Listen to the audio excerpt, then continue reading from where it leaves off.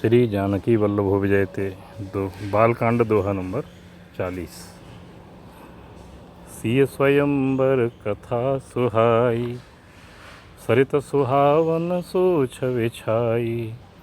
नदी नाव पटु प्रश्न अनेका, केवट कुशल उतर सविवेका। श्री सीता जी के स्वयंवर की जो सुंदर कथा है वह इस नदी के सुहावनी छवि है।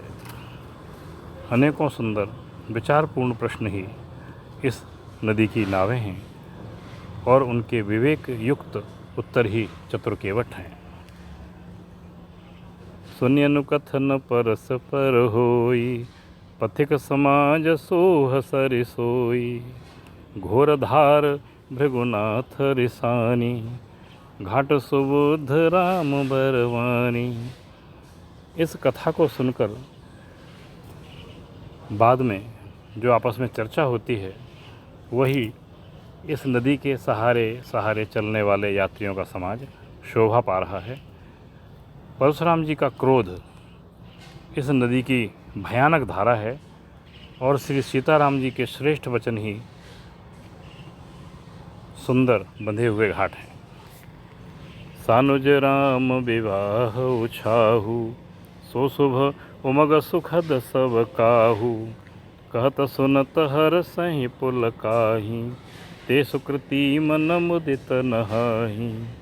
भाइयों सहित श्री सीताराम जी के विवाह का उत्साह ही इस कथा नदी की कल्याणकारिणी बाढ़ है जो सभी को सुख देने वाली है।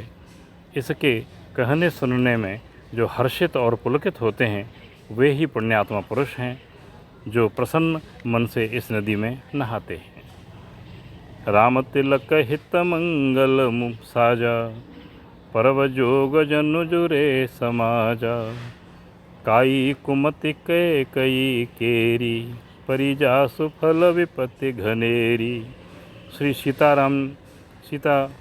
श्री रामचंद्र जी के राज तिलक के लिए जो मंगल साज सजाया गया है वही मानो पर्व के समय इस नदी पर यात्रियों के समूह इकट्ठे हुए हैं। कई कई की कुबुद्धि ही इस नदी में काई है जिसके फलस्वरूप बड़ी भारी विपत्तियाँ पड़ी है। समन अमित उत्पात सब भरत चरित जप जाग। कलियग खल अवगुण कथन, तेजल मल बग काग। संपूर्ण अगणित उत्पातों को शांत करने वाला भरत जी का चरित्र नदी के तट पर किए जाने वाला जप यज्ञ है।